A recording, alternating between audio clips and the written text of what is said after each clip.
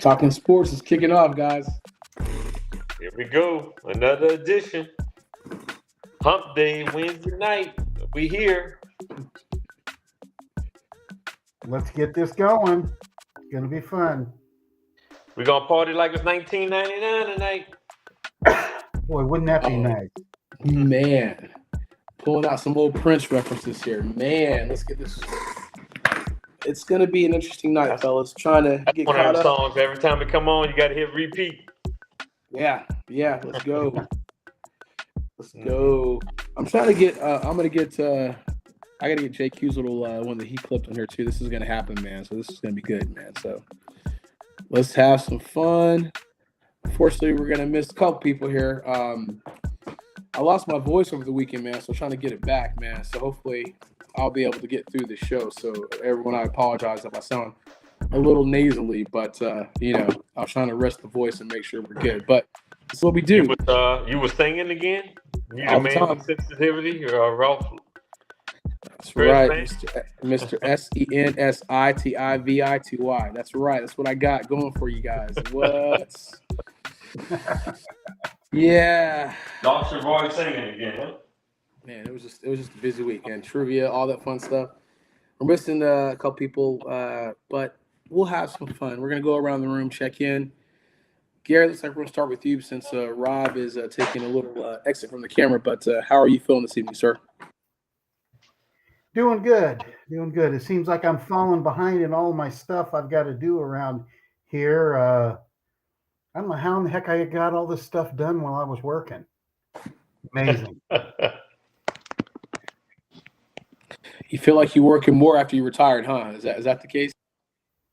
Pretty much. He's like, he's got time. You want to come back to work now, don't you? It's like a rest. Huh? So I can get a break. I gotta go back to work so I don't get any home stuff. Man, that's probably a true statement in there. I was gonna say if JQ would have got on the on the horn, we all would have had all of us had a tough weekend. But as far as our sports teams, this is for the pro teams. But it looks like Gary is representing. He's got Mr. Cowboy underneath his name, so he is ready to represent as always, man. Rob, how you feeling this evening, man? Hey, man, doing great, man. Ready to get this show started. Had a couple of doses of asparagus on today, so we're in good shape. Even had some for breakfast today, so life was good. Not doses. Asparagus, huh? Eat your vegetables, people. Eat your vegetables. Not doses. He had doses of asparagus. Man. My servings, I should say, huh?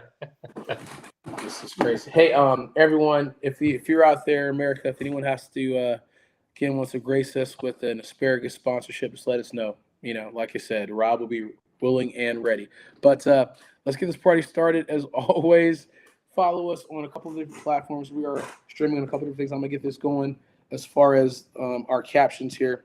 Follow us on the following on Twitter X at the number 12 THMEN Sports. We are officially live. Also, we are on our Facebook page, which if you go to facebook.com/talking sports, the 12th man, if you type in 12th man sports, you'll find us as well. We post a lot of content there. Rob Sports Minutes, all that fun stuff. We got to keep this going as always. And we are on YouTube at the handle another 12th man sports. If you see a little crawl, so follow us on that. Get some subscriptions up. Yeah, I'd love to build up that channel as always. So we got a lot of things to jump into, gentlemen, as we like to do on this hump day, if you will. And Rob, let's kind of kick it off here. Let's talk about the latest on the Bengals and the Vikings, the QB situations. For the Vikings, they just keep having some challenges. Carson Wentz had an injury. Looks like he's going to be out. Had surgery. Going to be out. Are they going to go back to JJ McCarthy? What's the kind of situation with that? And we're sad that JQ's not on because I don't think Rob, I don't think initially JQ was happy with Flacco, but Flacco has definitely unleashed the dragon, as they say. He's been playing a lot better with the Bengals, even though they lost by 1 point to the Jets, which was they scored 38 points. He did his job.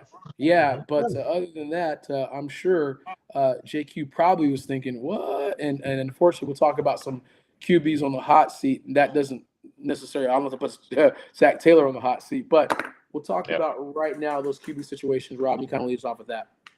Well, yeah, we start off with the Bengals, and ladies and gentlemen, just so you all know, JQ, once he saw that the Bengals was on the topics, he decided not to join the show on tonight. And so he said, I'm out. He didn't want to talk about the Bengals. But anyway, so we have to talk about the Bengals. And look, it looks like Joe Flacco is 50-50, so he's questionable for this weekend. And as Andre pointed out, he's actually been playing some solid football, right, for them in these last couple of games. Had a big win over the Steelers a couple of weeks ago on Thursday night. I mean, they put up 38 points. I mean, you got to question their defense, right? I don't think Zach Taylor's on the hot seat. I know that's an upcoming topic. The reason being, he just has to find the right defensive coordinator, and he's got to get the defensive personnel. But I think he's one of the better play callers in the league, and I'm not sure the Bengals want to give that up, right? I mean, they're putting up numbers with Joe Flacco at the quarterback position, right? And, so in my take, I don't think Zach Taylor is on a hot seat. Obviously, they're hoping Joe Flacco is going to be able to go this weekend. They desperately needed him. The other guy who filled in for Joe Burrow was struggling, even though he played well. Jake Browning? Was that Drake? Yeah, Jake Browning. I'm sorry. Yeah, from the University of Washington. He struggled this year, right? And they thought they had an adequate backup because he actually played well 2 years ago when Burrow got hurt, right? And but he struggled. So they definitely wanted Flacco, but he's 50-50. Obviously, if he doesn't go, they're going to go back to Jake Browning this weekend. Then we look at the Vikings, their situation. Carson Wentz is out for the season with a shoulder injury, right? So they are going back to J.J. McCarthy to start this week. You know, he has not been that impressive in the couple of games that he has played this year. Obviously, we know this. You can't give up on these young quarterbacks too soon. This is actually last year was out for the entire year, so this is pretty much his rookie season, right? So you got to see what you have in him. You can say the Vikings probably made a mistake letting Sam Darnold go. Yeah. Let Daniel Jones go. Both of those guys are leading playoff teams right now at this point in the season. So it probably would have been a good idea to try to keep at least one of those guys. But obviously they made the decision not to. So that's definitely hurting the Vikings right now. But you gotta give JJ McCarthy some reps. You gotta play, right? We've talked about this on the show. Even Drew Brees said a lot of these quarterbacks need 50 starts before they start to hit their stride. So you got to give McCarthy these starts to get him under his rep, get these reps in, so he can start working his way to that level. Hey, you spent the first round pick on him. Well, Rob, what I would say regarding Zach Taylor is no, he's no way, in my opinion, a hot seat quarterback. I mean, head coach. Who is their defensive coordinator? I don't know who that is. He was the guy that came from Notre Dame. Al Golden from Notre Dame? Yeah, came from Notre Dame. Yeah, Al Golden from Notre Dame. Yeah. Mm-hmm. There's someone that should be on the hot seat. And this is his first year with them. Yeah. Mm-hmm. Well, but they were bad on defense last year, too. Mm-hmm. I mean, eventually somebody's got to be the scapegoat, but you just hire that dude. I mean, I think someone said, Rob, Gary, you have like 2 shots for your coordinator, to kind of figure it out. So, but you just hire the dude. But if it's not working, that's a tough. Well, what I haven't watched these games with Cincinnati close enough to see if coming out of halftime, if he's making some in-game corrections with his defense and, trying to do that. I'm not seeing that in Dallas with Matt Eberflus. I'm not seeing that. I'm not seeing those types of, really, switching things up, changing things up, rushing the passer with 6 guys, whatever it would be. Mm-hmm. These are the guys that should be number 1 and 2 on the hot seat, even though it is the first year. You've got to perform. You can't have an offense that's capable of scoring, 35 to 40 points a game and losing. Yeah, it's definitely the eyes on the defensive coordinator because, again, I think if you look at the structure of how the Bengals were built, right, you were thinking that you have Burrow, you have Chase, you're just going to like outscore a lot of people, and your defense just has to basically hold serve. Now, if you're asking for that defense to kind of step up and be kind of, the Ravens or something like that, well, that's not an example. I'm talking about like really great defense. Right. They're definitely struggling. And we talk about style, right? You brought up, effort loose. That's with you guys. You guys were more of a man defense, and you guys are playing like a lot of zones. So that was basically messing you guys up. So until they switched it, like, all right, we got to go back to play some more man. That again, changed a couple things for the Cowboys. Still, the Cowboys are still, losing a piece like a Michael Parsons. That definitely changed the dynamic of the defense. But if you're the Bengals, I'm sure, do you have the players, right? And I know this is a question that JQ can answer. He watches that team more than we do, right? But you got Hendricks. You got He's some been players, but then, Go ahead, Rob. Go ahead, Rob. Trey Hendrickson has been out, so he's their best defensive player, and he's been out. So He's that been out hurts too. Yep. So again, now you're trying to like kind of put together chicken salad, as I said, trying to make some things happen. But injuries like that, I mean, you have players, next player Well, up. But when I was going in and I was watching the Cowboys, he's got his guys. It's third and 3, and he's got these guys playing 6, 7, 8 yards back off of these receivers, and all this stuff. I mean, that's just almost a gimme first down. And I'm yelling at the TV. I'm like, get these guys and then press them. That's when you want to press them. Did they hear you, Gary? What's that? Did they hear you? No. But see, Gary, what they're trying to do. Gary, I try. Gary, this is the thing. You know that feeling, Rob. I know. I'm teasing you. I mean, nevertheless, it sounds like they were trying to protect the player from getting beat deep, which is the case, right? You probably were like, hey, instead of playing press, let's play off, keep everything in front of you, which as fans, we hate that style for sure. Like, it feels like you're kind of giving up those yards in front of you. Not in a situation like that where it's 3rd and 3. I'm just telling you. Right. I understand the concept behind it. Yeah, I'm sure you do. Yeah. And that, and that's, I was a defensive back. I played in those situations. And I was always more comfortable coming up and playing one-on-one and pressing that receiver. Mm-hmm. And to see no adjustments made like that is just mind-boggling. Yeah, I used to play defensive back. I used to play defensive back too, and you had a couple, players that you knew if you kind of jammed them, they would kind of get in their head. And right. You knew a couple of guys that you had to play off with. This you had some speed. You're like, all right, I want to make sure I'm protecting myself. So it kind of depends on the player that you're lining up across from, for sure. But if there's a guy that was real, physical, I'm gonna be physical with you. If there's a guy that was real fast, you kind of wanted to all right, I'm gonna give you some space here just to make sure that, hey, do I got help? Do I got the safety backing me up, or do we know this is whatever? You had to figure that out. But it's good. Let's keep this going. And I don't know why we keep bringing this up. And man, freaking tush push. Is it time to ban it? We keep talking about this, but here we go. That was ridiculous, man. I know Gary don't have any dog in that fight when the Eagles and the Giants are playing. You probably wish they were tied, but actually in this case, you probably were wishing the Giants to beat them so the Eagles lose the game. But I mean, how do you not call that a fumble, right? With that tush push, and that might be the sealing fate for the tush push. Yeah, actually, that play this past Sunday might have sealed the tush push for being banned. So in actuality, it might be a good thing that they didn't call it a fumble. I think that's going to get general managers and owners this offseason to ban the tush push. It's not a football play. It's rugby. Anybody that watch rugby, that's a rugby play. It's not a football play. The play needs to be banned. It shouldn't be a part of football.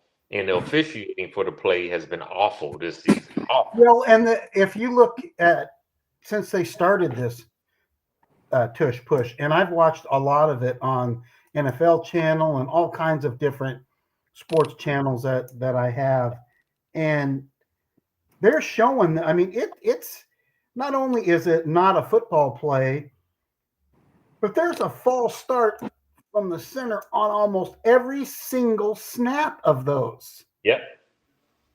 And they don't know how to officiate it. And the officials are right there, and they the last couple weeks they called it a little tighter in that area. In fact, they got a couple of false starts on it, but every single time. That's why they're winning.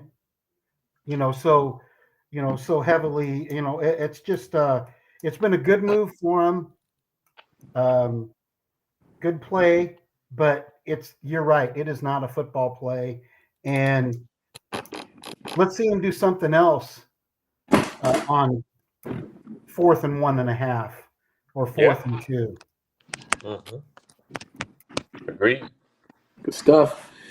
Mm-hmm. All right, let's talk about some successful QB reclamation projects that have kind of changed the market. And this is kind of we'll look at my Indianapolis Colts here. Daniel Jones, right? That's kind of the biggest one off the key. We talk about the Baker Mayfields of the world. The Colts are 7-1, and you kind of look at just a situation where, and Rob, you mentioned it earlier. Drew Brees said you have to have at least like 50 starts. Sometimes you're giving up too quickly. Daniel Jones obviously had more starts than that, but talk about just kind of the right situation at the right time, right? Sam Darnold, you can kind of argue that. Maybe you had a coach that believed in you, that was a quarterback whisperer in Kevin O'Connell with the Vikings. He's playing well with Seattle, obviously, in this instance, but I think this is a good situation. It's a good story because you can't necessarily throw somebody out if that person has talent. Now again, maybe there's some situations where you kind of look at, Justin Fields. I kind of feel sorry for him. He had the owner even talking junk about him. He played well. The previous quarterback, Zach Wilson, is actually playing with the Dolphins. That's a whole other conversation. I don't know why you can't beat out Tua. But, in this instance, you have a situation where, this player, high draft expectations, maybe it was too much for him. The pressure was too much. Now they can kind of take a step back and kind of get in a good situation and kind of develop correctly, Rob. That's kind of how I see that. Yep.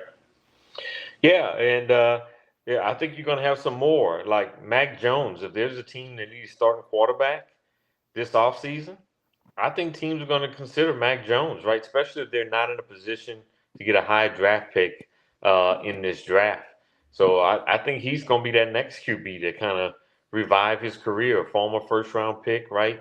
We know the ability is there. That's the reason why he was drafted in the first round, right? And he's been adequate at the starting quarterback position. Not a Hall of Famer by any stretch of the imagination, but he can go in and help some teams win some games, right? And you look at a situation like the Pittsburgh Steelers, right? They're probably going to do Pittsburgh Steelers kind of things. They're going to go 9-8 or 10-7 this year, right? So they're not going to pick in a high draft pick. If Aaron Rodgers decides to retire, Mac Jones is the perfect guy to come in and kind of, and he's young, right? He can come in and be their quarterback for maybe the next 10 years, probably 12 years, right? That would be a good organization for him. Yeah, absolutely, right?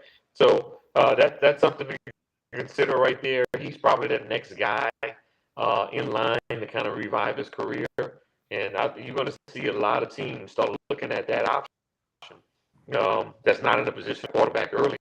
And even if you are in a position to draft quarterback early, you might be able to still go and get a guy like that come in and start right away. And you don't have to start the rookie right away too, right? Don't rule out a guy like Anthony reviving his career in a couple of years, right? He's going to be another guy, ultra talented.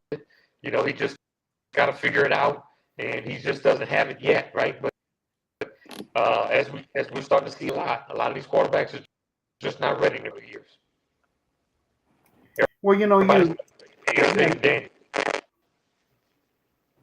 Ooh, Rob, why's your phone cutting in and out, my guy? You hearing that, or is that just me? I'm hearing it too. Rob, your phone is staticky and you're cutting in and out. Okay. That's too much asparagus. That's what happens whenever you have 2 doses of asparagus. Yeah. We need Rob. We need to come in. Pause that bad boy. All right. Let's get going. You know, we saw the same thing, and Baker Mayfield is eating his words too, you know. Or he's making us eat our words because he's going and completely balling out. So I can definitely see these guys. And sometimes what it takes is the quarterback to sense that coach, that quarterback coach, that offensive coordinator, they believe in him. And if you've had some little remarks here and there from other coordinators with your previous teams, those doubts start creeping in your head. In the quarterback position, it's all about confidence. Mm-hmm. It's all about believing in yourself. And if you have that,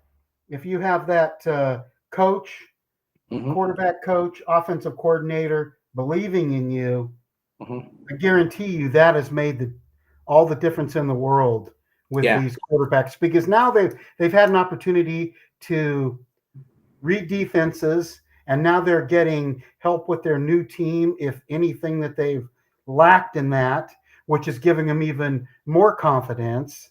Then they come in and they're comfortable, relaxed, and then they ball out.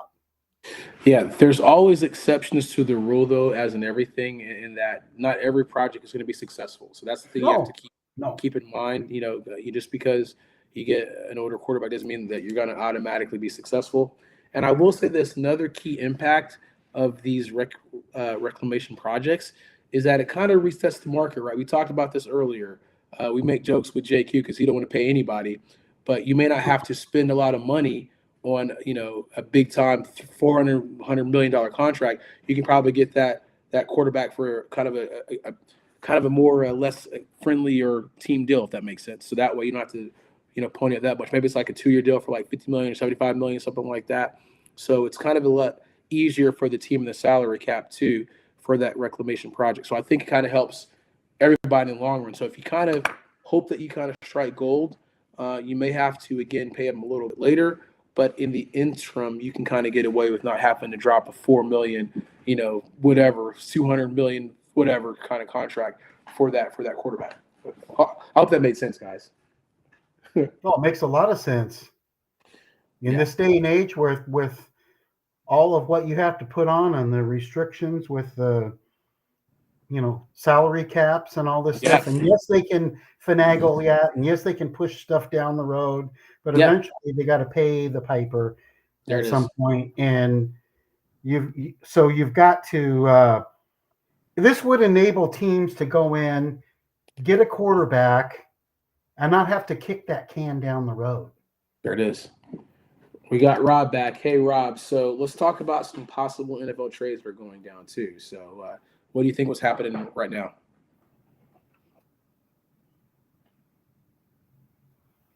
Rob, can you hear us?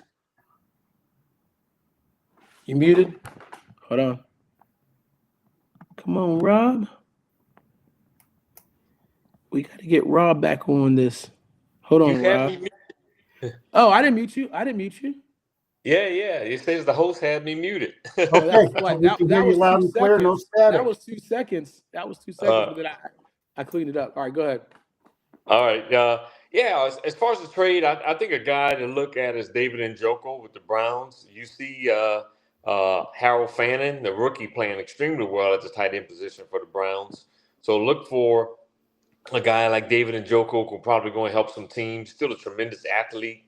So look for him to possibly get moved if they can get something in return. I think another guy is Brandon Cooks from the Saints, a veteran receiver. You maybe can go and help a team or two here down the stretch as well. You know, I'm not sure what the Saints can get for him, but I think, you know, he could be someone that could possibly get moved here down the stretch as well. I think the Jets are going to wind up keeping Breece Hall. I know he was up for possible consideration. And I'm not sure about the Falcons and Kirk Cousins, right? I think they would still ultimately like to move him. But I just don't know if there's a team out there that's going to be willing to take on that price tag. Thanks, Kirk. Cousins will have to kind of renegotiate. So I think the two names that are coming to mind right now for me is David Njoku, Brandon Cooks with the Saints. And I think Hall and Cousins stay put where they are. Well, the Cowboys would like a stud defensive end. Can you predict us one, please? Well, teams don't trade those kind of players. I take that back. The Cowboys traded Michael Parsons, so you never know. Well, we That's got 'cause a he guy was we're good. looking at down in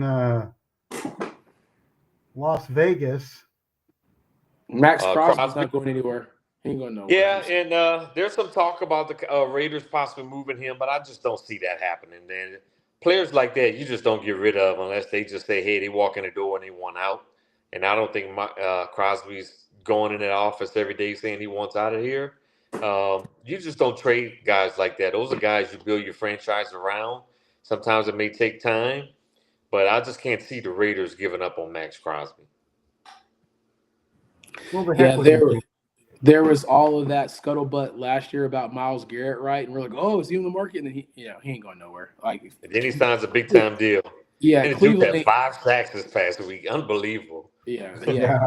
He's But, one of the best players in the league, and unfortunately he's on a bad team. yeah, that's just that's a tough situation for sure. But he may have to, if he just wants to get out, that's something I see that happening too. All right, gentlemen, let's keep this going here. Anything else you want to add to that, Gary? No, I just wanted Rob to give us Crosby, but he won't. So, Hey, I would love Crosby in New Orleans, man. If I'm going to give him to somebody, I'm going to give him to the Saints. oh well, you're no fun.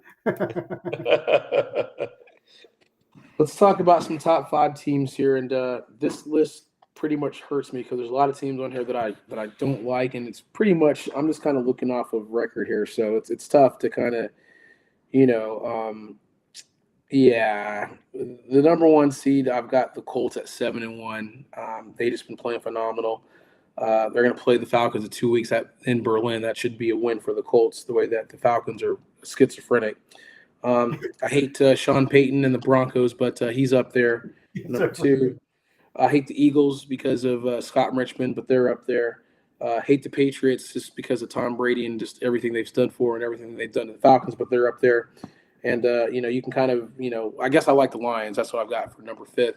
You can kind of give, Baker some love with the Bucks. That all right. So you can kind of like either flip-flop that. That's what I got so far for all my hated top 4 teams besides the Colts.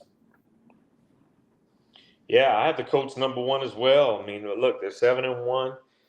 They've been impressive, right? I mean, they've went on the road and beat the Chargers. I mean, there's only been a couple of close games. One of the close games, they beat the Broncos. That Gary and JQ still owe us a dinner. That's right. So we'll be looking forward to that.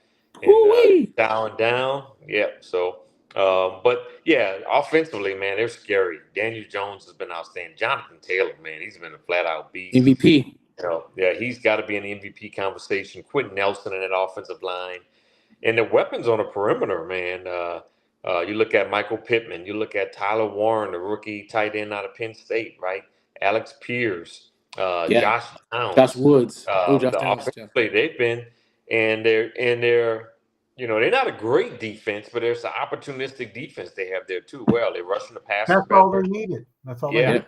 That's what the Bengals are supposed to be, right? That's how the Bengals are supposed to look. We don't know who the punter is, Rob. We have no idea who the punter is.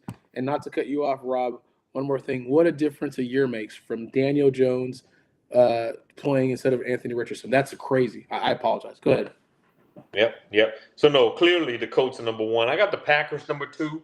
That was an impressive road win. Tyler Kraft had a big time game. Jordan Love as well. And Kraft, what the perfect nickname for the Green Bay Packers, right? For the Chiefs. Kraft. So perfect name for them in Green Bay. We know about their defense. Rashawn Gary, Michael Parsons, right? The pass rush ability that those 2 guys have. So I got the Packers at number 2.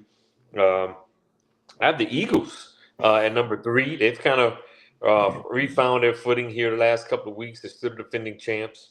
I got the Bucks at number 4. I still like them when they're healthy. And I know they don't have all their pieces right now, but I think when they get healthy, then I have the Broncos and Sean Payton in that team. And 2 teams that I think will wind up in the top 5 when it's all said and done is the Lions and the Chiefs. The Chiefs are coming, people. They're back. Yeah. Well, the Chiefs were my sixth team right now, but as far as the end of the season, I think you're probably right, Damn.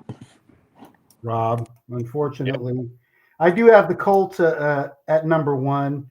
And right, you change your quarterback, and what a difference a year makes. Colts That's at number one, Pack at number two. Oh gosh, Bills at three, Philly at four, Detroit at five. yeah. Good stuff. All right, Rob. Let's talk about this next topic as far as Aidan Hutchinson and the Lions agreed to an extension of 4-year, $180 million extension. So they had some whispers to guys regarding Trey Henderson, but that probably puts them out of that running. He had a scary injury last year, came back. It looks like he's coming back strong, Rob. So Yep. the Lions went ahead and just go ahead and lock him up for 4 more years. And, we talked about just a dynamic player, young player, if you will, for the Lions. Yeah, he plays the run well. He rushed the passer, 4 years, 180 million. Money well spent, right? And look, we look at this Detroit Lions team. What cost them last year in the playoffs was all the injuries that they had on defense. Yep. Now they're mostly healthy on defense, and you see how much better their defense is this year. I mean, they did have some injuries in the secondary, but look like they're getting those guys back here right now too. But Aidan Hutchinson's big time player, right? It was a huge loss for them on last year not having him. If they're healthy on defense to go along with that offense, they're going to be right up there with the Packers, Buccaneers, and the Eagles, competing for a chance to go to the Super Bowl. I think they'll be the team to beat by the end of the year. Well, we'll see what happens to the Bucs. The Bucs get healthy. But of that Bucs, 180 Eagles. million, 141 guaranteed. That's crazy. Yeah. That's crazy. Hey, Gary, keep an eye on that Trey Henderson, sweepstakes here because the Bengals signed him to a 1-year deal. I don't think he's coming back in 2026. So that may be a good target for the Cowboys if they can figure out how to pay him. So that may be. I'm not saying that, but that's your guy that you may want to look at if you can get him for sure. Yeah. That would be great. Anything else you wanted to add to that, Gary? No, we're Let's good. get to some NFL predictions here. So the first game out the gate, we got the Ravens at the Dolphins, and we're pretty much reeling in here in Atlanta because the Dolphins are 1-6. They still think they can just beat any team and show up, and they clearly got their asses kicked to them, which is pretty upsetting, 34-10. And you give swollen eye Tua the opportunity to look like a great player, like he had 2 good eyes. I don't know what the hell's happening with that. I gotta look. Is Lamar Jackson playing yet, or is he still? Look like he's back. Look like he's back. I was looking at that right now. I wasn't sure. Yep. I would think that the Ravens should be able to handle the Dolphins in this juncture. Mike McDaniel's been coaching for his ass. He's been coaching for his life, if you will. It may just been, he caught the Falcons and what the hell the Falcons team are. So this is a good game. I definitely kind of think the Ravens can get him, especially, Lamar Jackson may be rusty, but this is I don't think the Dolphins are a good team at 2-6. Yeah. I'll be honest with you. I don't think neither one of these teams are a good football team. The Ravens defense has been atrocious this year, right? I know they only gave up 16 points to the Bears last week, but the Bears, Caleb Williams is still trying to find himself as an NFL quarterback, right? So I don't think either one of these teams are good. I'm wondering, you know how tough it is to go on the road and win these Thursday night games. Yeah. And this game's been a hard one for me to pick, I'll be honest. But I'm gonna go with a 27-23 Dolphins win at home. Maybe Mike McDaniel's got that offense rolling now. Tua was impressive on last week. I thought the play calling from Mike McDaniel last week was outstanding. And maybe this team has, been able to. I don't think this Ravens defense is that good, man. They've given up 30 and 40-some points quite a bit this year, right? And if that Dolphins offense is anything close to what it was this past week, I'm going to go out on a limb and pick the Dolphins at home in this one. Well, Tua has set his record at 1 game in a row, so he's done. And no, the Ravens defense is isn't what we expect from the Ravens. That's Yeah. for damn sure. It's not your mom and daddy's Ravens defense. No, they're a sorry excuse. Well, what am I talking about? They're fantastic compared to the Cowboys, but I'm going to go with the Ravens in this one, and I'm going to go with the Ravens with a decent win, 33-17. Yeah, I'm going to go Ravens as well. I just don't trust Tua at this juncture. Even though, like I said, that was an aberration, that team that played the Falcons. The Falcons are bad. Now, I want you guys to be very, very careful with your NFL and your college picks, okay? Yeah. Because I'm keeping track. Yeah, I'm going 34-21. I'm going 34-21. 34-21. Actually, yeah, I could have went 28-24, but I just think that the Ravens are a little bit more. It's kind of tough, but Okay. I can see it. But I got the Ravens winning this one. Colts at the Steelers, another good game. I'm going to continue to ride that Colts bandwagon and pick the Colts over Old Man River Aaron Rodgers. In this instance, they've been scoring. Robbie said it earlier, at least 30-something points a game. I'm going to keep it going. I'm going to go. They're going to have let's go 31-24 Colts in this instance. Okay, Dre. I'm going Colts on the road too in this one, right?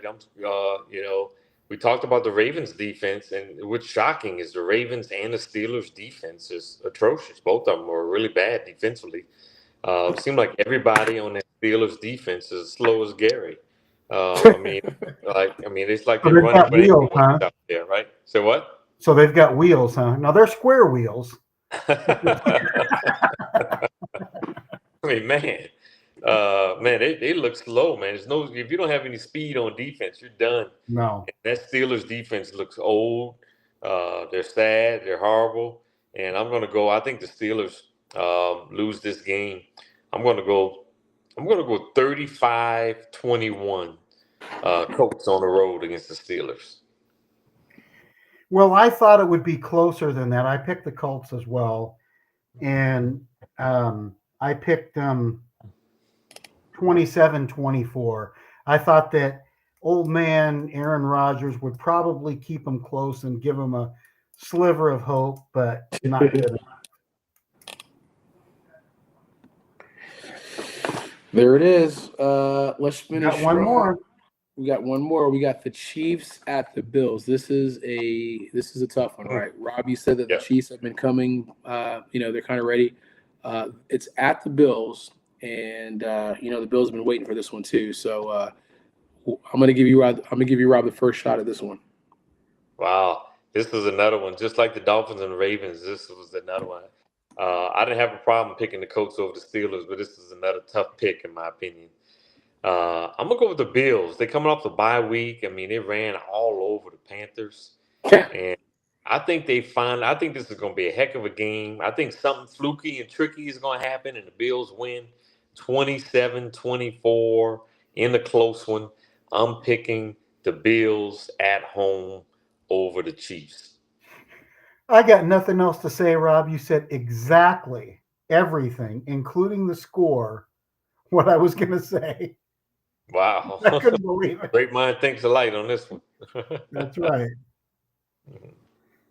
Yeah, I agree. I like the Bills in this example as well. Kind of scary because before I would be going for the Chiefs, but I like the Bills in this example. They're just What's your score? My score. They always seem to play these high-scoring games.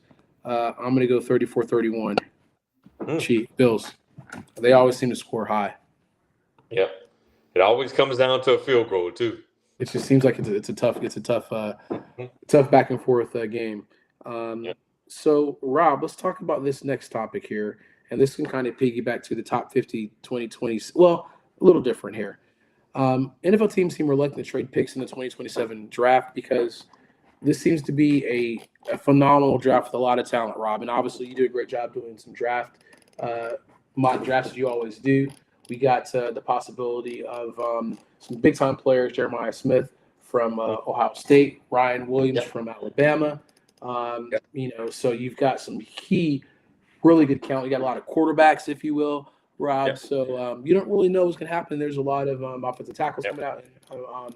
So in this particular, you got Dylan Raiola, CJ Carr, DJ Lagway. I don't know if he's going to be that high, but you Yep. got Mendoza, Dante Moore, Ty Simpson, Lenora Sellers. You have a lot of talent coming in this particular draft, Rob. So I can see why teams are probably like, you know what, we're going to hold on. These picks are like gold, I tell you. I think you hit it on a lot of the names I was going to mention here. And the 2027 draft, talent evaluators are already saying it's going to be loaded. So a lot of them don't want to trade picks from that draft, right? They want to keep as many picks as possible from the 2027 draft. You mentioned it. Believe it or not, Jeremiah Smith and Ryan Williams, those two wide receivers, they would be the top two wide receivers if they were in this year's draft, right? Yeah.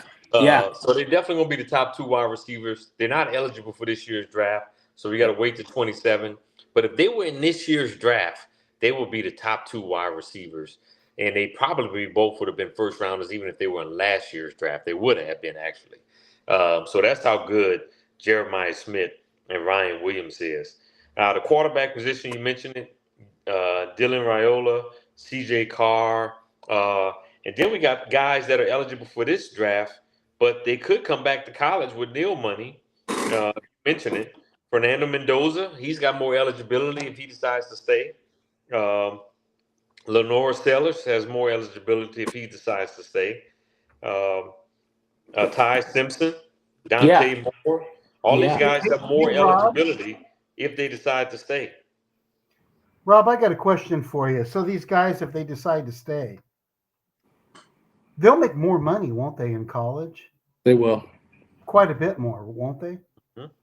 Yeah. I mean, it's the advantage going early is they get to their second contract faster, right? So you weigh those options, right? Do you take the nil? Right. I think, to me, it depends on where you slotted to get drafted.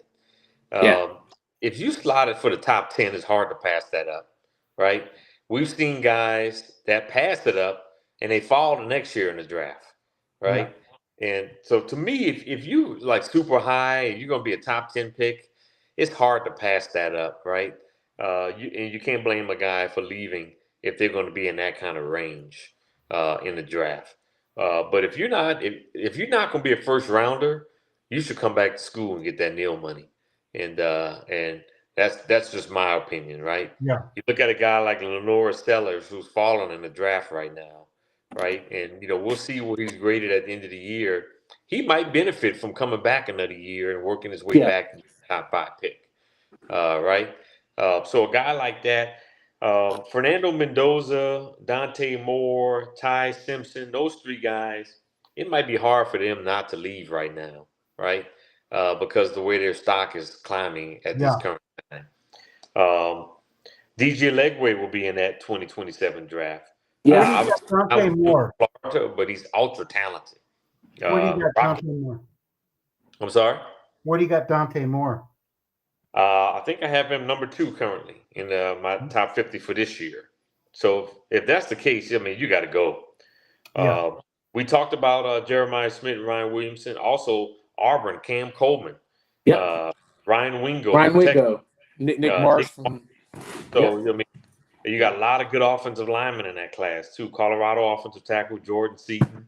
Dylan Stewart, edge rusher from South Carolina. Colin Simmons, edge rusher from Texas. So the 27 draft is flat out loaded at key positions. When you look at the most important positions in football, it's quarterback, it's offensive tackle, it's edge rush, it's corner, and now wide receivers used to have considered a major position, but right now wide receiver is a top 5 position in football that you need to have. Yeah, the game has changed, hasn't it? Mm-hmm. Although the running back has made a rise here in the last. It has. Yeah. But I wouldn't put running back in the top 5. No. Yeah. We like what Bijan Robinson's doing if he can get the ball on, but I digress. Rob, you're going to see what also happens too, because you had some Ohio State safety Caleb Downs, Ruben Bain Jr., Arizona State receiver Jordan Tyson, Avril Elise from Ohio State, Peter Woods, defensive tackle. There's some prospects that are considered elite right now in the upcoming draft, but you got to see what happens. Are they going to kind of stick it out and stay eligible and go to in 2027? Because if they do, that's going to be a very loaded draft. So you talk about a lot of talent for 2027. That depends on what those players decide to do going into this year's draft.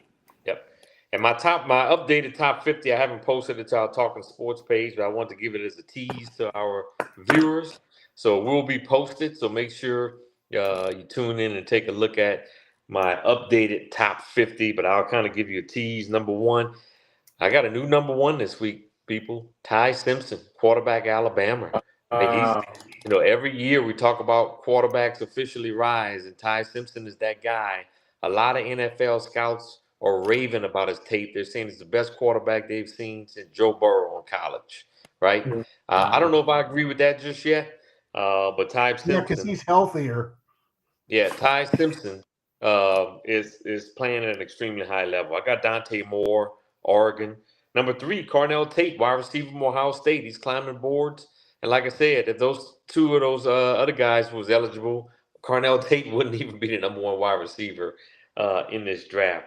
Fernando Mendoza, Indiana. He might be the most accurate quarterback in this class right now, right? And he's mobile enough to get the job done as well. So he's another guy that's moved up draft boards. I got Caleb Downs, safety at Ohio State, number 5. Ruben Bain, edge rusher from Miami, number 6. Keldrick Falk, edge rusher from Auburn. What I like about Falk is I think he's pretty versatile. I think he can play the edge and he can play the inside too, especially on passing downs. I think he can rush the passer from the edge and from the interior. Spencer Fano, offensive tackle from Utah. He's a beast. Francis McGowan, offensive tackle from Miami, number 9. Number 10, Mekhi Lemon, wide receiver from USC. Mansour Delane, cornerback from LSU, might be the only bright spot for LSU right now. David Bailey, edge rusher from Texas Tech, at number 12. And I still got Lenora Sellers up there. I got him number 13. And Jordan Tyson, wide receiver, Arizona State, 14. Caden Proctor, offensive tackle, Alabama, at 15. Avian Terrell, cornerback, Clemson, at 16. And Peter Woods, defensive tackle, Clemson, at 17. And I'll stop right there. And for those of you all listening, I will have that updated top 50 posted to our Talking Sports with a 12th man. So definitely check it out. It's looking good. All right, we'll talk about some quarterbacks some head coaches on the hot seat. We'll get to some college football predictions. We'll wrap this up, and then I do want to talk about Michael Jordan's and his thoughts about load management, if you will, too. That's what I'd like to talk about, if you will, too. But just keep the show moving. But in America, this is an interesting list, right? Now, granted, I'm gonna speak as a passionate fan because, again, right now, that list has evolved, right? Because before, Brian Dable was pretty high on there, but the emergence of Jackson Dart. Now, unfortunately, lost Cam Scatterboot for the season with that gruesome injury.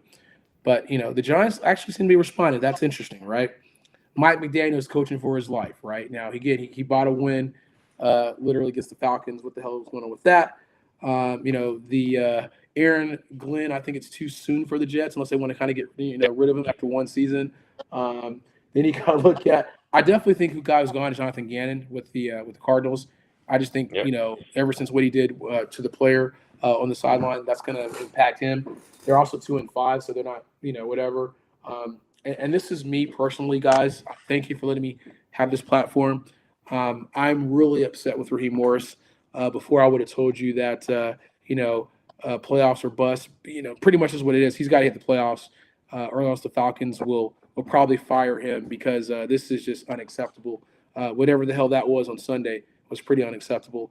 Kirk Cousins, you let me down.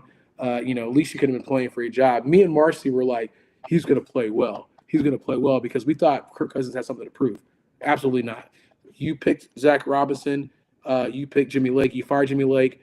You got to fire Robinson, but you haven't. So you get 2 chances to get your coordinator right. But if you're going to say I'm going down with this dude, you're going down with the ship, my guy. So he's on the hot seat. We talked about we don't think Zach Taylor's on the hot seat. But again, thank you for letting me be passionate about this too, because right now, I'm not sure with Carolina Panthers with Canales. you got to figure out that one. But everyone else, like we said, Pete Carroll, maybe it's a situation with Geno Smith. What the hell's happened with that? But it's just kind of soon, right? So that's why I've got as far as the quarterbacks that I'm thinking. Pete Carroll will get a little bit of a leash because of his. Yeah, that's what I'm trying to figure out. It's resume. evolved, right? It's kind of that list is kind of evolved because you told me a couple weeks. David was Kevin definitely on the list. Stefanski, he's not going to Yeah. get. Oh, yeah. I'm I'll be sorry. honest That's the with guy I you, forgot to gentlemen. mention. I forgot to mention him. The way that's a no brainer because that looks like a shit show in Cleveland. I apologize. Go ahead, Rob. Yeah.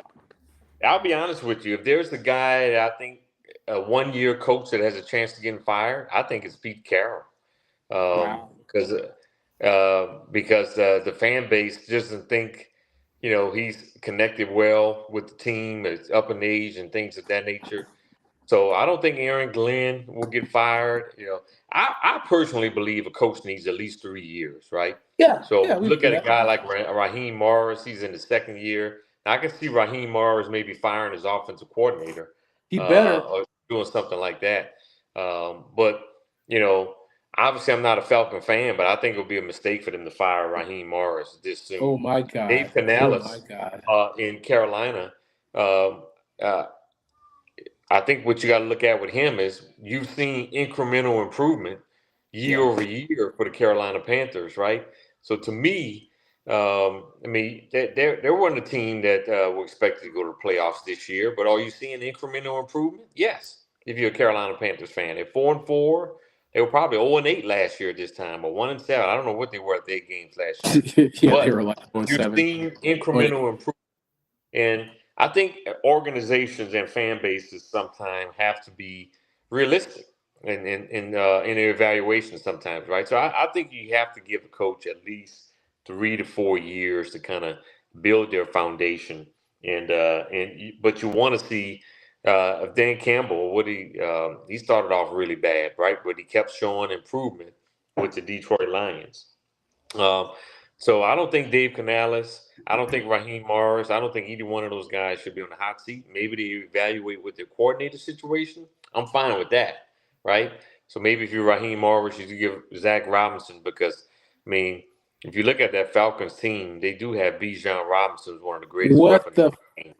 And it doesn't seem like he's getting the production that you would expect out of a talent like that, right? And look, I'm fine with it. Keep Zach Robinson. Right? You mother sucker.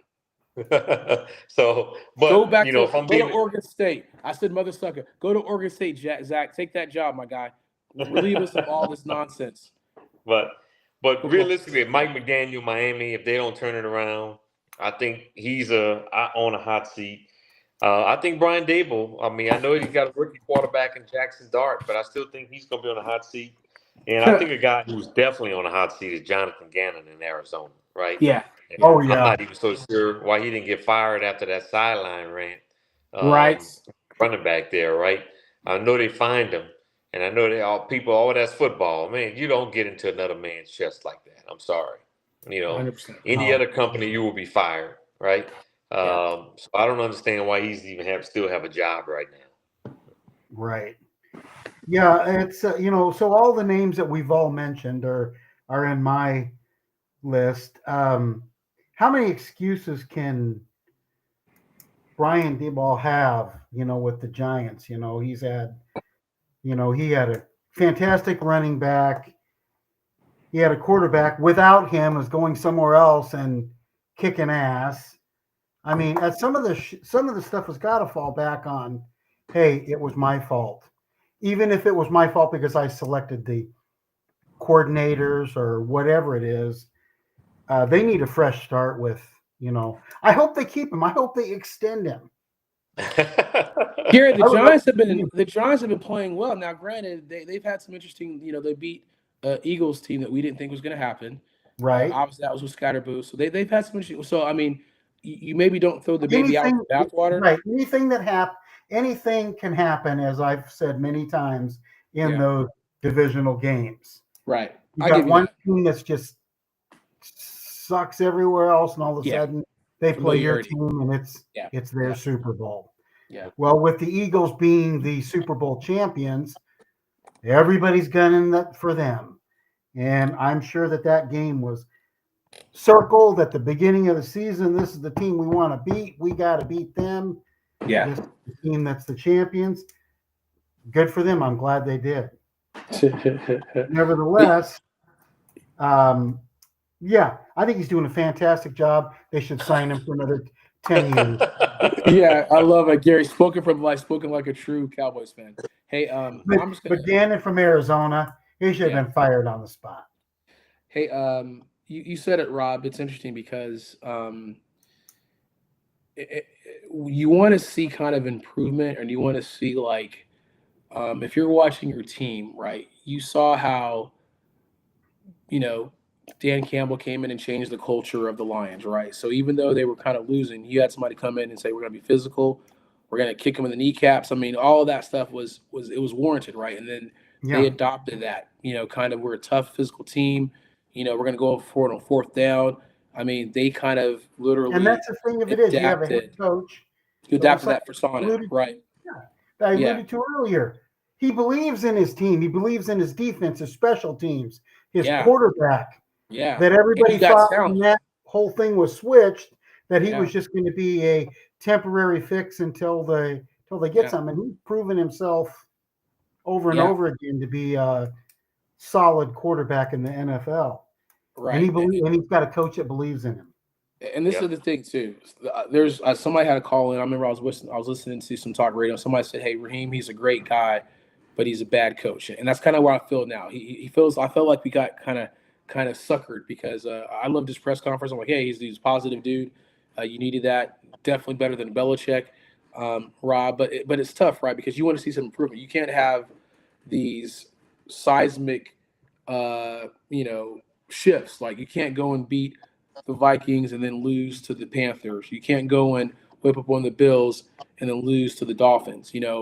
Like you have no clue what this team is going to look like. There's no consistency. We don't know what our identity on offense is. Are we throwing the ball or running the ball?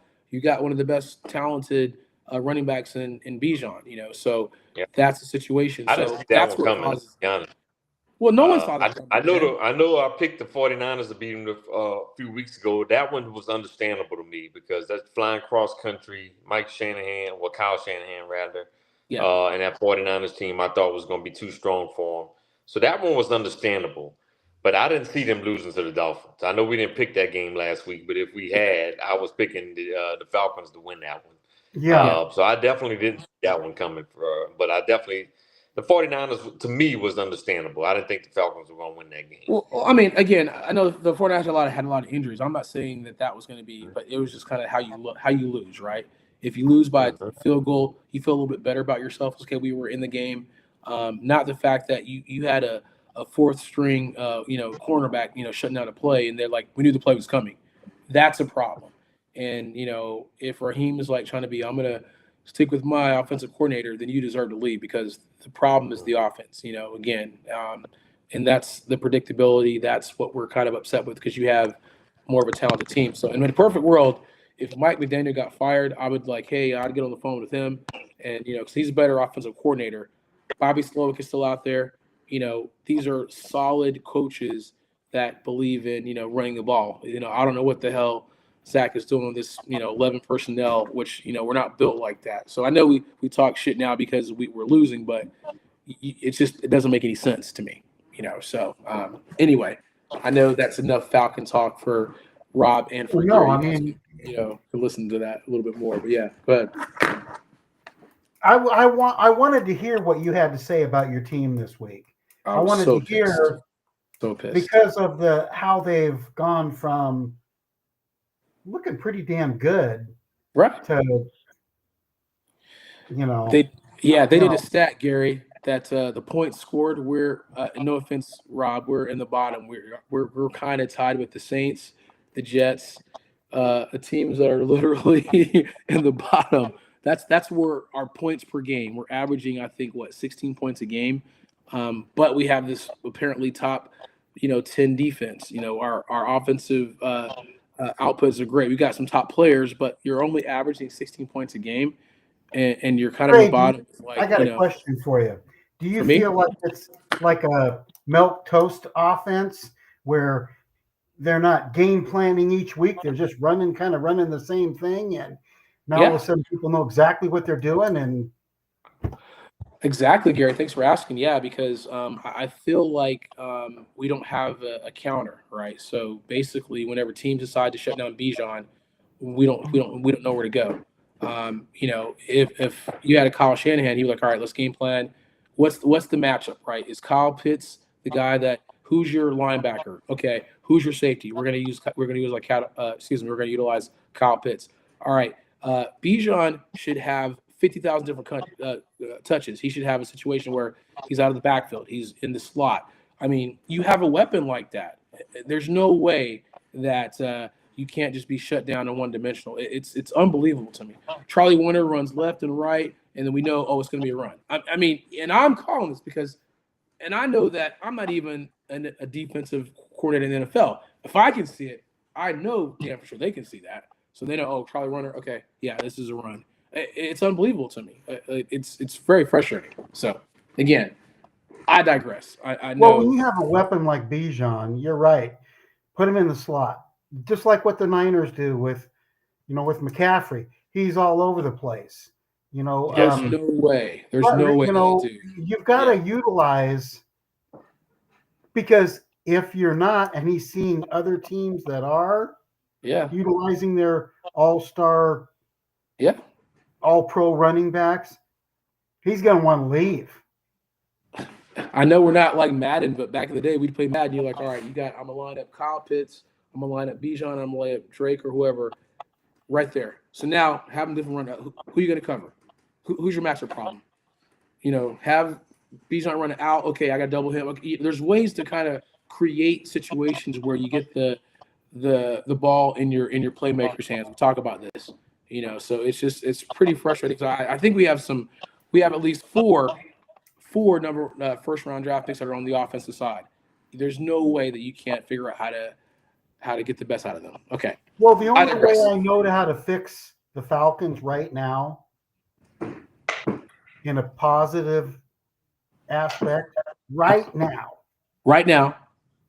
play the Cowboys. Oh my God. Play the Cowboys, and you're good. I don't even know, Gary, because Bijan will have 250 yards rushing. You'll have a quarterback that's throwing 75% of his completions, 4 touchdowns, 300 yards. The Dolphins was ranked 32 in the league in defense this past week. They were the worst run. They were the worst defensive team in the league. Bijan had 9 carries, Gary. 9 carries. What the shit is that? You gave up too fast. But Andre gets mad at his sports team to start cursing. So y'all didn't know, America. You just found out. The only good thing about that game was we thought that Kirk Cousins was going to play well and we were going to have a quarterback controversy. That did not happen. Kirk looked rusty. He looked like he is not going to be able to be traded. You talk about a terrible game for him. You take your ass back to the bench and try to figure out how to be a motivator on the side, Kirk Cousins, because you screwed us again. Not only did you not play this well, week for the Falcons? Penix is going to start.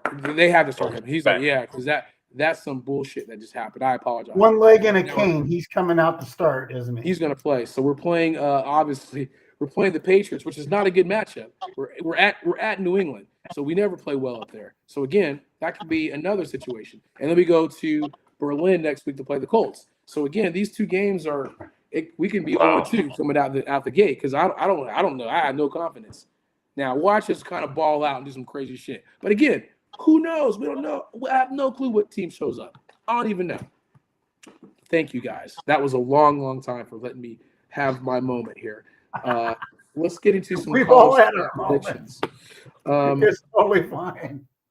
The first game for college football, we're going to get to a couple of these, and we got a couple more topics, and we'll wrap up because it's kind of getting late. Number 9, Vanderbilt at number 20, Texas.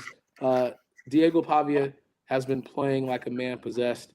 I don't trust Arch Manning still to this day. I'm going to take Vanderbilt. I know that sounded weird last time we were like, LSU's going to whip up on Vanderbilt. That did not happen. Sorry, Rob. I know you guys fired Brian Kelly, so Rob is a happy man for that. Yes. But I'm going to pick Vanderbilt all the way in this example. I do not trust Texas by any stretch of the imagination. So Give me your I'm score. going to go 27 to 14. That's what I'm going. But you know, all of y'all picked Mississippi State to beat Texas last week. I was the only one to pick Texas, and Texas won the game. But Here we go. Right. it had to go to overtime. But I'm with you on this one. I'm going with Vanderbilt on the road. I can't believe I'm doing that. I'm picking Vanderbilt on the road. Going to beat Texas, even though I know I was the only one that picked Texas last week, and y'all were Mississippi State. Rob, the But sun I'm is with right you. twice a day. Come on, man. Come on. I'm on the Diego Pavia train. He's a Heisman candidate. And Yeah. look, Arch Manning might have had his best game of the season last week against Mississippi State, but he got a concussion in overtime, right? So he may not even play this week, and he's just Wow. coming off his best game of the season. So. And look, I may still pick Vanderbilt even with Arch, but I'm not confident Arch is going to play this week coming out of concussion protocol. They did say he practiced today, but he's still in concussion protocol. That to me, that scares me. I'm going with Vanderbilt on the road in this one.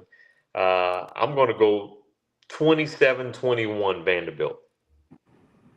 But you know what? No, I think it's going to be a little higher score than that. Okay. I'm going to go 33-27 Vanderbilt. Okay. Okay.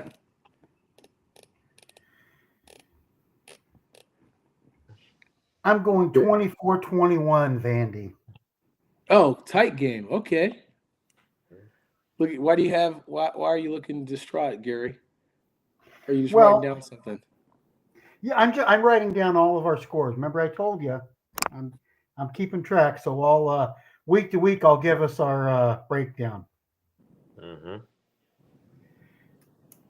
So let's do this. All right, the next game you got number 18 Oklahoma at number 14 Tennessee. Rob, what say you on this one? Rocky Top. I'm going Tennessee at home in this one. This is almost a playoff elimination game. Both of these teams have 2 losses, right? The only team last year that made the playoffs with 3 losses was Clemson, and Clemson won their conference. So that was the only reason why they got in with 3 losses. So this is almost like a playoff elimination game for these 2 schools. But I like Tennessee. I think Joey Aguilar has been really good at the quarterback position. He has. And Mateer's, ever since his He's still hand hurt. injury, kind of up and down. Yeah. Look, I know Oklahoma's better on defense. I know Tennessee's got some injuries on the back end of their defense, but I'm going to go Tennessee and Rocky Top at home in this one. I think I'm going to go 30-24 Tennessee at home in this one. Is it me, Gary, or you? Go ahead. Yeah, I mean, Rob, you're kind of right. I'm not sure if they kind of rushed back Mateer too quickly because he feels like he doesn't feel like he's the same player. I don't think he's completely healed. And they're at Tennessee. There's a lot of pressure, so they're going to put another situation on Mateer, and I just don't think it's fair. So I like Tennessee in this instance as well. And it's tough for Brent Venables. He keeps trying, man, but he's not quite there yet, man. I'm going to go 34-21, Tennessee. Well, we're all picking Tennessee. I'm picking Tennessee 23-17. Nice. You got number 17, Cincinnati at number 24, Utah. Didn't Utah whip up on Colorado, if you will? Man, that game was over early. Oh, my God. You talk about just an ass kicking. Rob, you can start this one. I'm going Utah. I like the physicality of the team. They got 2 first-round picks on that offensive line. Spencer Fanu, we just talked about, it's going to be a top 10 pick. Just a straight mauler, right? Look, Cincinnati's been a great story this year, and I know JQ's first love is Ohio State, but I know he's pulling for Cincinnati too. But I think Utah's physicality at home. I know Cincinnati's higher ranked, but I'm going to go with Utah and their physicality in this matchup. I think I'm gonna go. I'm gonna go 34-20 Utah in this one. Wow. I got family in Utah. We know this. Yeah, just a physical game. Utah is always done that. I'm going to go a little lower scoring, Rob. I'm going to go 27-21 Utah.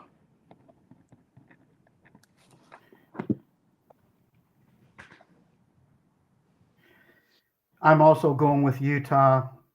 Tough defense. 24-13. Nice. Good job, Mr. Cowboy. Any news about UCLA's coaching search, Rob? You know what's interesting? You mentioned Brian Kelly. I think Brian Kelly's going to be a candidate there, right? I think he's going to be a candidate. I think James Franklin is going to be a candidate at UCLA as well. They can't do that. Hey, the one thing about the coaching, all these schools and NFL teams do is they recycle coaches, right? You know what I mean? And a lot of times, just because somebody get fired, I don't think they're a bad football coach, but they just maybe not have been the right fit at that time. But Brian Kelly and James Franklin will be an upgrade than what UCLA already had, right? And look, there won't be a pressure for them to win a national championship. You go to Penn State and LSU, the expectation is for you to compete for championships, right? You know, prior to Brian Kelly at LSU, the last three coaches all won national championships at LSU within their fourth year. So Brian Kelly didn't get that done, and that's why he got fired, right? But that doesn't mean he can't go to UCLA. UCLA will be happy with 8 and 4 seasons, right? And so, yeah. So the pressure to win a national championship at UCLA won't be that big. Rob, were you secretly happy about the Brian Kelly hire? Did you like that hire, or were you kind of like skeptical? Well, I mean, I was willing to give him a chance, right? You know, he did win a lot of games at Notre Dame. Oh man, of course he cuts off. Man, we gotta get him back. We gotta get Rob back. Oh, I wanted to hear that. Hear that. Oh man, hopefully we'll get him back really fast. That's important to get on. Man, I hope he doesn't cut off. Yeah, I was curious because he had a pretty good reputation, Brian Kelly, right? So coming into from Notre Dame, you were kind of thinking, all right. I thought that was a good hire. Yeah. But apparently I was wrong. A lot of people were wrong with that, Gary. It's the same thing with I do kind of see with UCLA and James Franklin kind of seems like he's kind of got a little stank on him, if you will. But he can recruit. So if you are UCLA, that is a big situation. He kind of reminds us of Cristobal in Miami, right? He's a good recruiter.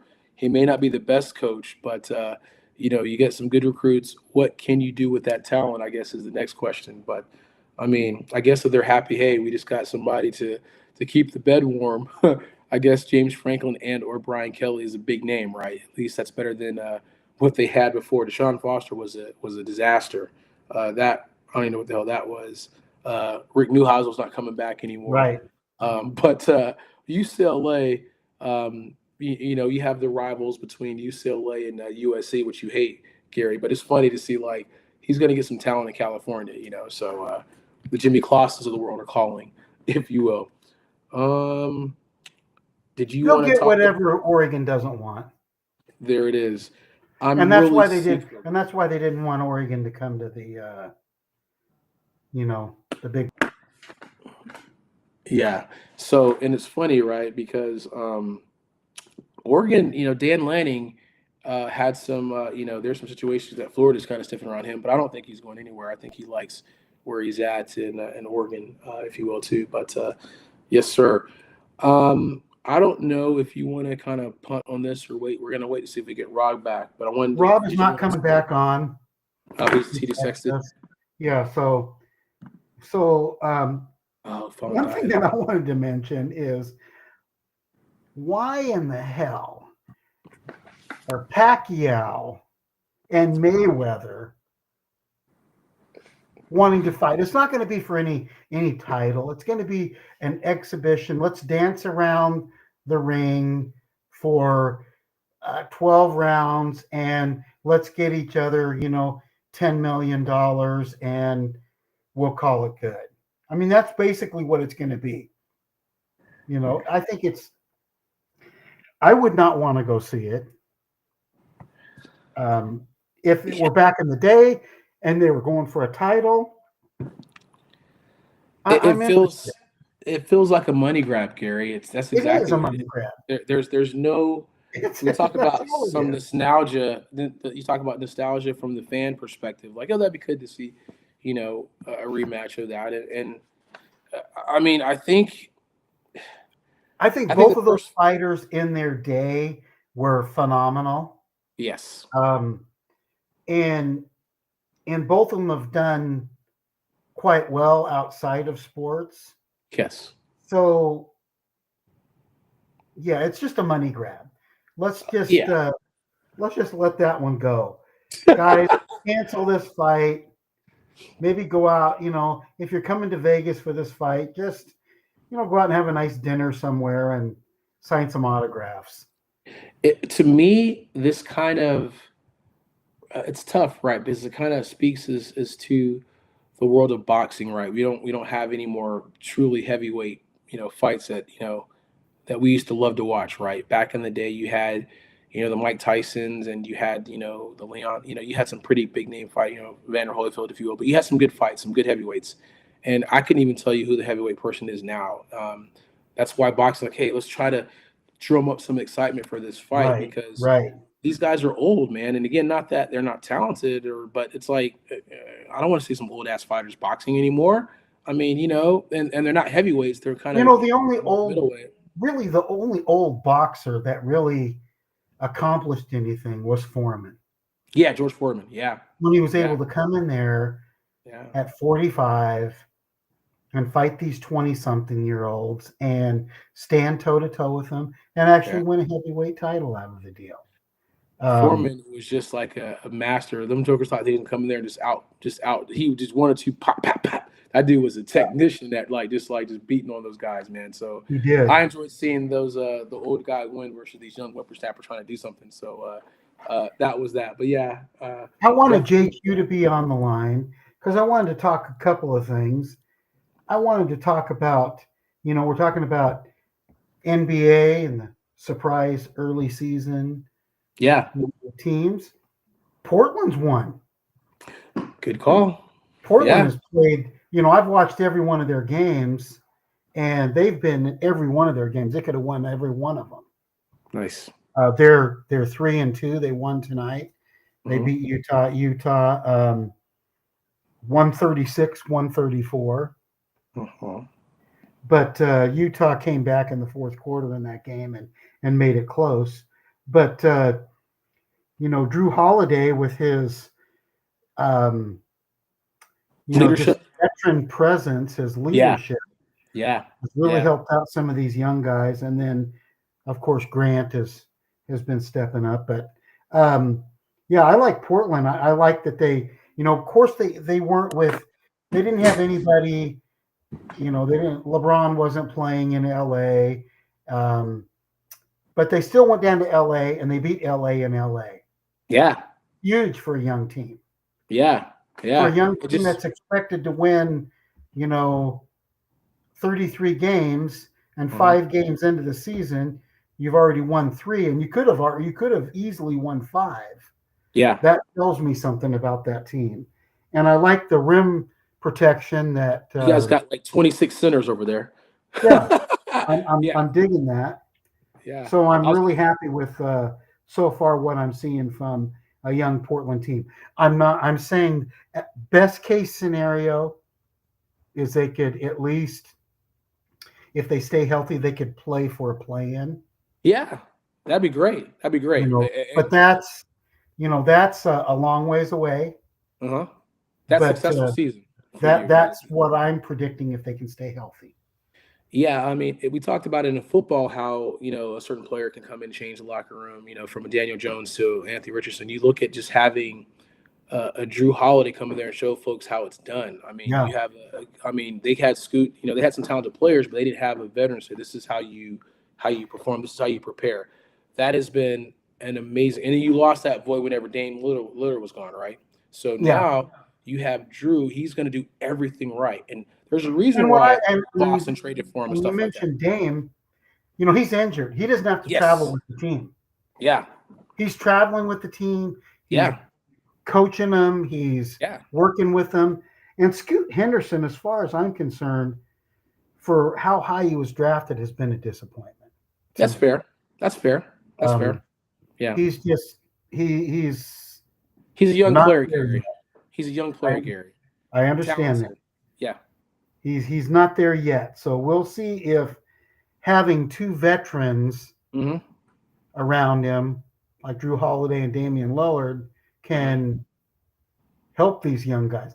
Now Shaden Sharp, he's already there. Really good player, 100%. Yeah, That's already a good. there. Hanson Yang's been, same thing. You kind of like the progression from what he's going to do too at some point. Yeah, what they're doing with him is they're bringing him in, backing up Klingon, and there are some times where he's, and I don't know if it's a language barrier. I'm sure it's a bunch of stuff. But probably I'm sure the language barrier is part of some of his. He doesn't have it doesn't seem like he has the confidence. When he does get a few shots and he gets in the flow of it, I've seen him do some really neat things. So I know he's going to be a very talented player. Yeah. So I'm happy with that. Yeah. So I'm happy with what I'm seeing here in Portland. I almost said, 'cause I thought he was going to be around for the Hawks pick. So whenever Portland snatched him early, I was like, oh man, that was a huge surprise. But good job to the scouting department, because I agree with you. He's got some talent. He's just a little raw in that instance, and maybe some language, but clearly talented player, man, 100%. Now, what's your thoughts on this Michael Jordan and his load management? I'm glad that you brought that up. Obviously, huge Michael Jordan fan. So, not like I'm like on his jock or anything, but just, I've been, that was kind of my guy in the air. Everyone talks about LeBron and Jordan.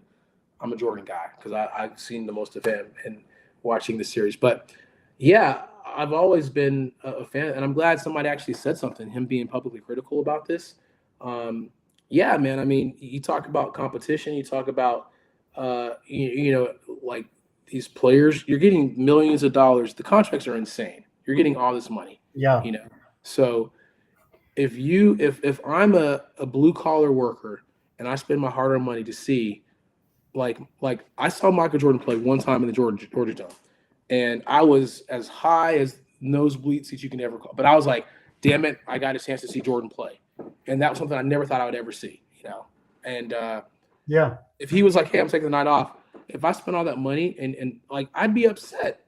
And then what these teams kind of do, and I'm sorry to talk shit, but like whenever me and JQ were talking about, hey, let's go to the Hawks game to see LeBron, we found out the tickets were like $500 something crazy dollars or something. He was like, I'm out. I'm like, I'm out too. And then LeBron didn't even play. I know. Imagine if we went there and spent that much money. They didn't say he was going to play. They said he's questionable. And you know what Michael said about that? What's that? Michael said, I'm not worried about the guy down courtside.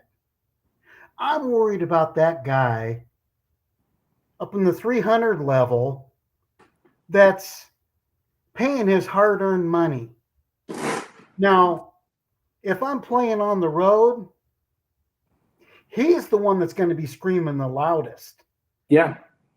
Yeah. He's the one that's going to be up there screaming, shut him down, take him out, whatever. He says, in that case, I want to go in, I want to play, and I want to shut him up. Let's go. Motivation, competition. I want to shut him up. Yeah. Now, when I'm at home, he says, I want that guy up there, either one of those guys, to get their money's worth, to know that they came and they saw me and I cared enough to play every game. He played 6 seasons of his career where he played all 82 games. Not only did he play all 82 games, but they didn't load manage him during the game either. Nobody did. There were many games he played all but 1 or 2 minutes or all the minutes. And there were another, I think, 4 seasons where he played 80 games. Yeah. Yeah. So I think it took LeBron till into his 19th season to play the same amount of games that Jordan did in his career in less studies. in 4 years difference. That's a So lot. it's great. Now it's going to come across as you're too old, and back in my day we had to walk to school. I mean, there's called caring for the game, right? So again, I know JQ says there's only so many jumps you have in your body, whatever. But I still think the more you play, the better you get, right? So, and again, you're showing that you're showing up. Like Jordan was one of the greatest, right? There was no taking the night off. You knew, hey, Jordan's coming. I need to bring my A game, and They that showed brought that game in Game competition. 5 Yeah, against Utah. hmm Critical game. yeah, Jordan has a fever.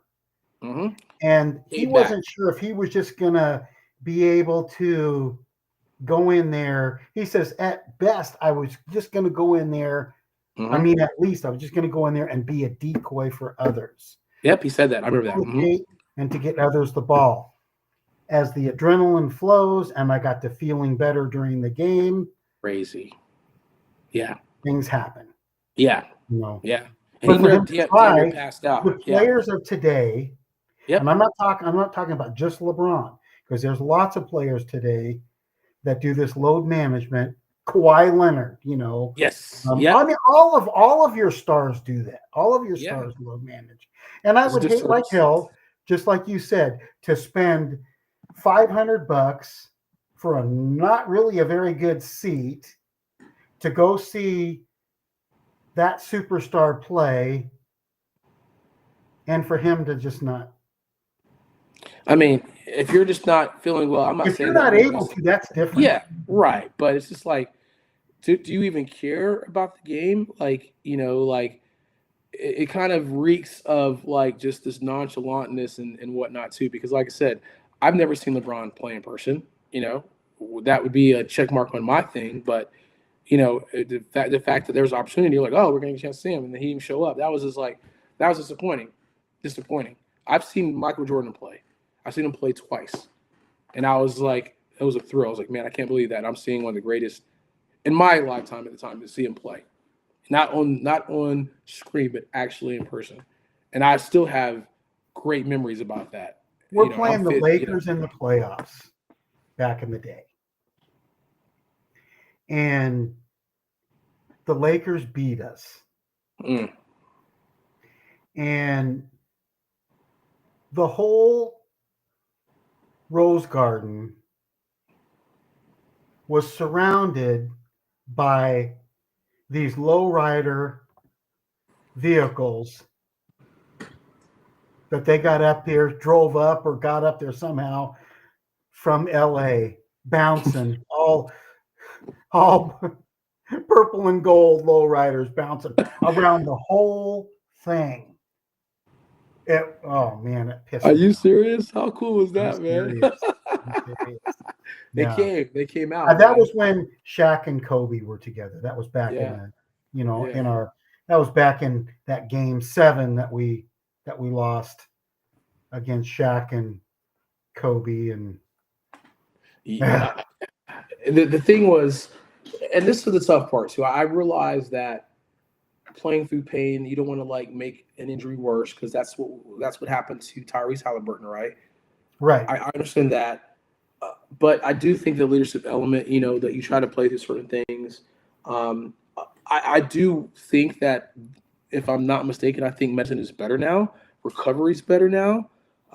There's ways to take care of your body a little bit more. So you should be able to handle the load management. In my opinion, I know I may be selfish in thinking that, but you're getting paid millions of dollars.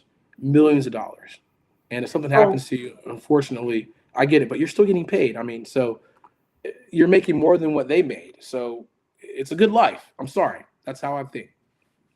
Well, I want to talk to you about your team and what I want you to look for this week in your Falcons before we get off. Okay? Fair. Okay. You're going to see your Falcons play a game that you don't expect them to win, right? Correct. Okay. With that said, you watch the whole game, and this is what I've been looking for. I've been watching each player and to see who's given that half-assed effort. That guy that's rushing the passer that's just kind of just going through the motions, or that DB that's just kind of just trotting around, or that safety that's not quite getting over there in time and, not running at full speed either. Watch for that. I did that this last week with my team, and I was disgusted. Wow. If I were the coach of a team, I would be bringing these guys in the office and say, do you want to play football? Because I was never that guy. I never played on championship teams every time I played sports. I was never a champion every time I went out there. But I fought and I struggled and I climbed my way to the top, where there were times when I was the champion. And it takes sacrifice. It takes those losses. It takes never giving up, even when you lose, giving it 100% till the end of the game. My buddy, I didn't even tell my buddy, my best friend Kenny, what I was doing. And he called me up and he says, did you see this, and this? I said, yeah. He says, those mother effers gave up. Wow. I wouldn't want them on my team. I don't want them on my team. You've got to fight, even when you're down 20 points and there's 2 minutes left. You fight with every single fiber in your body, every single play. Baseball, football, basketball, no matter what it is, right? That's amazing, Gary. So, but what are you saying? So I guess whenever I'm watching the Falcons, I should kind of keep an eye on watch that and just see. Yeah. Just see for yourself, and then just see, and then root against them. No, don't give this guy that, 3-year, $36 million or whatever it is contract for him. Don't give it to him. Yeah. Because when the going gets tough, what is he? Tough gets going. Yeah. He's a quitter. We don't want that on our team. And we've got a few of them on our team right now. The privilege is interesting. Kyle Pitts has been playing. He's been more inspired. Yeah. But this is my thing, Gary. Playing fantastic. I agree. So this is the thing. Can you imagine if Kyle Pitts is playing with the 49ers? Imagine that. He would probably be one of the top tight ends. Okay, can you imagine playing with Tampa Bay? The Patriots. Yeah. The Lions. Kansas City. Oh my God. It would be a totally different player. So has the team let him down? Or yes. Has he let the team down? I mean, for sure, the team has let him down. I mean, whenever Matt Ryan was there, he had a 1,000-yard rookie season. So that was showing. We're like, oh, we got to get him. I didn't watch the whole game, but I watched a lot. And Kurt or Matt? I mean, Kurt. Yeah. Is not that. He's not into football anymore. He's only in there for a paycheck. He's at the end of his career, and he just as soon sat on the sidelines. Otherwise, he played his ass off. And you know what? I don't care. Even if the guy he's throwing it deep and he's trying to make a pass and he makes an error, he's still trying. Yeah. But you can tell when someone's not trying. Bro, I can't. I don't know if he's lost faith, Kirk Cousins, that is, because like me and Marcy were like I was driving to my event and I was gonna watch the game when I got to my destination, and I was like, we were talking. I'm like, he's gonna ball out. I was like, this is weird. Me and Marcy. I was like, she's like, how many touchdowns? I was like, he's probably gonna throw 3 touchdowns because he's gonna want to prove that he's still got it. He's gonna try to. This is what me and Marcy were talking, and I was like, maybe he'll throw 2. I was like, maybe Bijan will actually get some. We're gonna run the ball because the Dolphins have the worst run defense. So I'm like, Bijan's gonna get his. Kirk will probably get 2. You're expecting 150 to 2. Yeah, at least. I was like, he's gonna ball out because he's going to prove that it was a mistake last year, or I want my job back. This is what me and Marcy were talking about as I was driving down. And for me to watch that, I was like, what the hell? Not only you should have been playing not only to prove that hey, it was a fluke, I'm going to cause a quarterback controversy. But you also want to put it out there that if somebody wants to trade for me, that I can play fair, that I can play well. Now, maybe the Falcons didn't do him the best favors, but I don't know what the hell that was. You've been in the league for so long, audible out, call some different plays. Now, if you can't, then that's Zach Robinson. Again, I was livid whenever I'm sitting here watching this. Like, what the hell is going on with this? Overthrowing folks. He looks rusty. I mean, maybe you should have played in the preseason, but Raheem doesn't want to play folks in the preseason because whatever the hell that was. Everyone looks like they're far ahead of us, and we're just trying to figure shit out. It was the most disturbing thing I've seen in a long time. Disturbing. Well, to have an effort like that, that's personal. That's each player's got to take ownership of. And I remember I used to race these. Have you ever seen those hand carts that you pump on the railroad tracks? Yeah. Okay. Well, I was on a team and we were sponsored by Nike. Wow. And there were 4 men on this. Okay. And the name of our team was The Right Stuff. Oh, wow. Okay? The right And stuff. we went to the Nationals 3 years in a row and won the Nationals. Wow. And so Nike would pay for all of our entry fees and travel expenses and all this stuff and uniforms. And so we have 4 guys on the cart. Mm-hmm. Oh, Garrett, we lost you. Keep talking. 4 guys on the cart. No. What happened, Gary? I didn't lose Gary. Gary. Oh man, I'm gonna give it one more quick second, guys. I don't know why we're losing Gary. Come on, Gary. You gotta finish that story, Gary. Come on, you gotta finish the story. So the main teams were all there, and we made it to the World Championships. Okay. And right before the World Championships, one of the guys on our cart broke his foot. And he got in a walking cast. He still wanted to run with us. What? So he ran with us in a walking cast. What? Because he wasn't a quitter.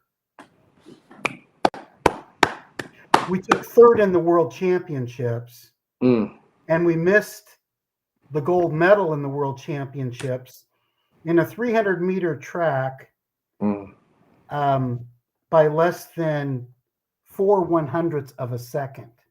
Damn. And I know that if our guy would have been fully healthy, that we would have won the World Championships. Wow.